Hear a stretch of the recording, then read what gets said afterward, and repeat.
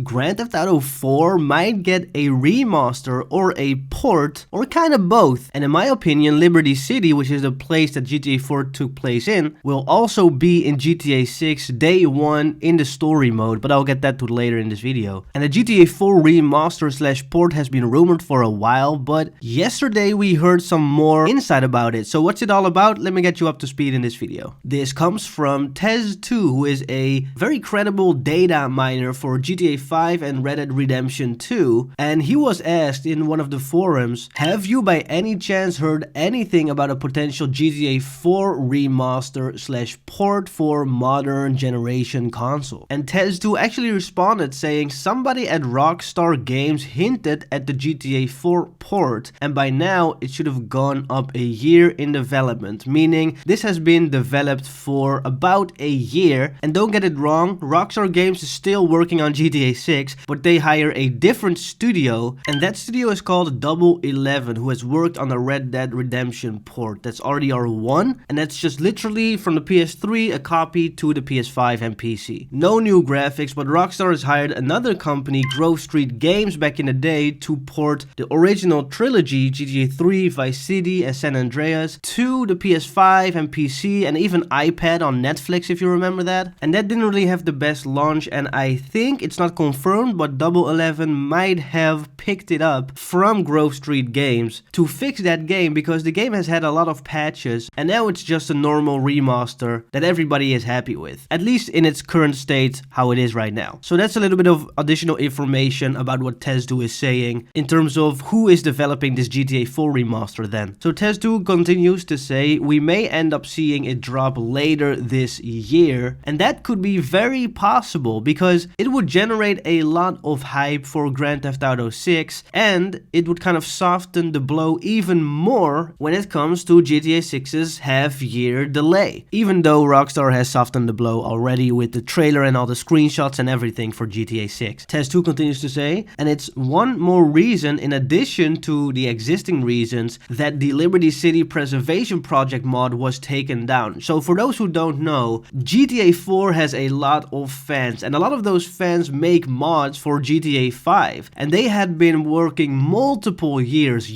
upon years to port the GTA 4 Liberty City map into GTA 5, and it looked absolutely beautiful. All the traffic works as well, all the pedestrians are walking there, you could go into every building you want to, it was all unlocked, and it was all within the GTA 5 engine. Better yet, you could go to the airport of Los Santos and fly to Liberty City and just hang out in Liberty City, which was so cool. And the parent company of Rockstar Games, Take-Two Interactive, decided to take down this beautiful mod, and everybody was a little bit disappointed, to say the least. And kind of from that moment on, people were starting to piece the puzzle together, saying, maybe this is kind of a hint towards a GTA 4 remaster. By the way, if you haven't subscribed, I'm trying to get to 5 bazillion, trillion, gazillion subscribers by the end of tomorrow. Let's get back to the video. Tez2 goes on to say, if they still follow their plan laid out from the pandemic days, they'll do an MP3, which is Max Payne 3, one of my favorite games that I only played like last year for the first time, a port for that game after Grand Theft Auto 4's new port or remaster, which is just very cool. They have a lot of like remasters laid out, and he goes on to say, so that's an opportunity to do a bundle or a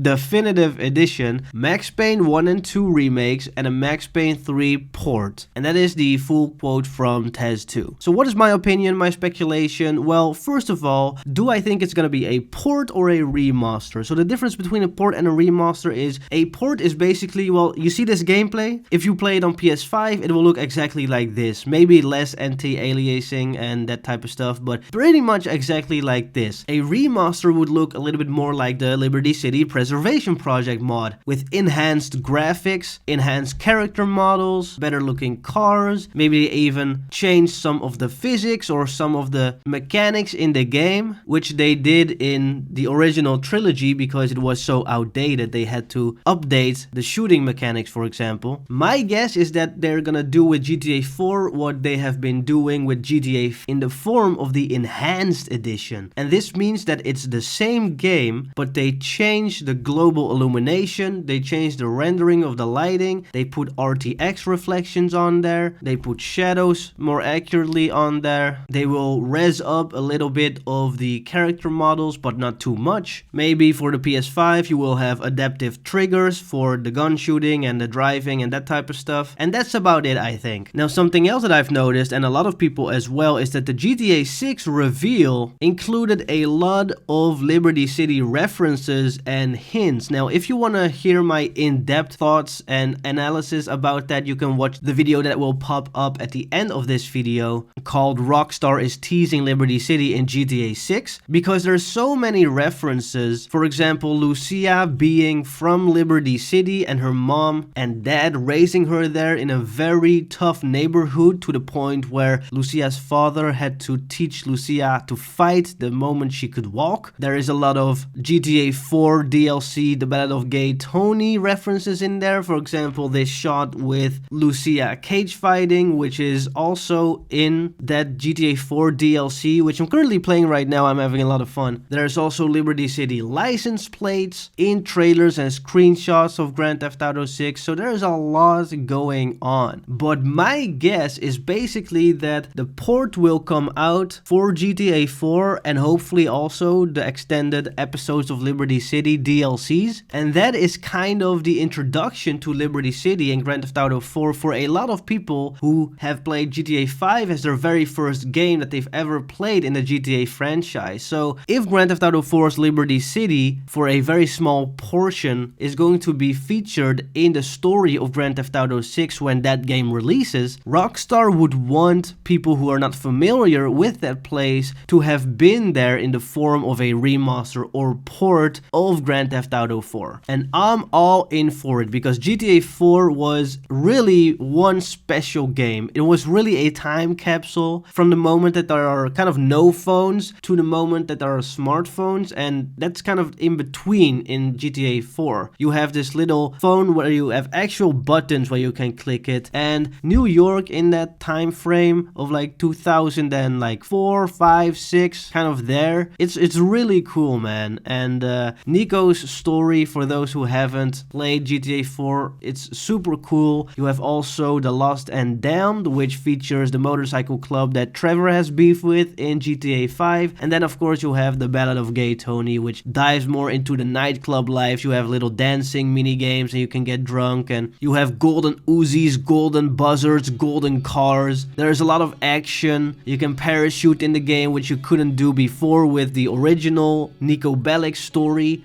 And that DLC is my favorite one, and the guy actually came back, Tony, Gay Tony, in GTA 5's DLC with the nightclubs, so it is confirmed that he is a part of like the HD universe, and everything from 4 is intertwined with everything from 5. So yeah, I'm very excited if this is the case. When it's gonna come out? Probably fall 2025 then, which is the original release date for Grand Theft Auto 6 before it got delayed, maybe to fill up that gap. So what do you guys think? Again, thank you, SadLife420, for gifting all these members you see on screen. If you want to be a member, you can join as well. Don't have to, but I do want you to have a nice day. See you next time. Bye.